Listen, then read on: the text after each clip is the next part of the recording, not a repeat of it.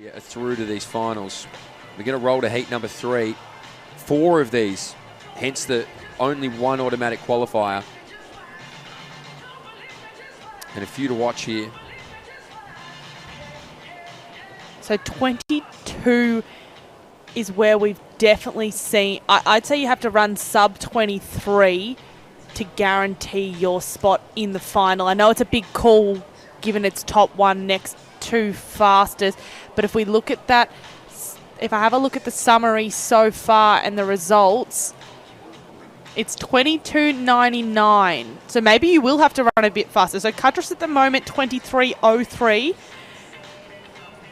I have a feeling you're going to have to run, well, I think it's going to be sub 23 to make this final. Be interesting to see what happens in this third heat here. But it's pretty speedy, sub 23 to make a final. Couldn't think of a time where it's required anything faster than that, or that's been the cutoff in years gone by. So again, depths of sprinting amazing. Stefanalo, Bell, Guthrie, Madsen, Yip, Candich, Ali and Edwards. Hard read on this one. Not many of these guys featured in that final last year either. Few would have run the 400, few will be waiting for the 100. So that's the beauty of the 200 metres. It's the perfect middle ground between flat sprinters and endurance sprinters. So this will be a fun one to watch because anybody could come from anywhere here in heat number 3. No longer looking just for one purified favourite. The field will like their chance here.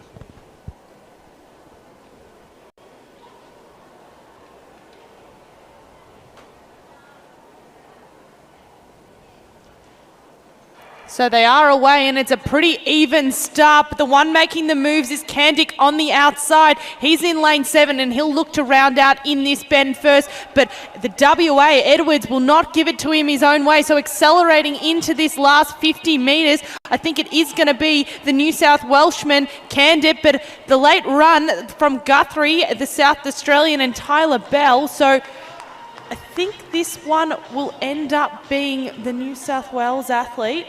Yeah, it will. That clock stopped early as well, Elle. That's all I was trying to indicate to you there. So I was like, oh, it won't be quite 22.21, but it was quick and they got a tailwind. And you're right, it was kind of spread across the board. We thought that before it started, but the New South Welshman was the best there and gets through in that automatic queue.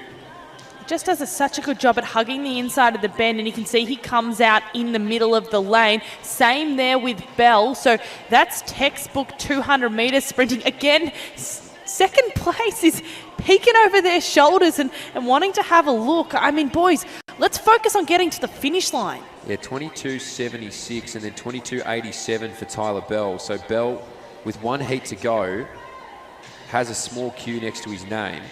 So these guys are back here this afternoon. 3 o'clock is their final. So there is no semi-final. So it is just the one qualifier.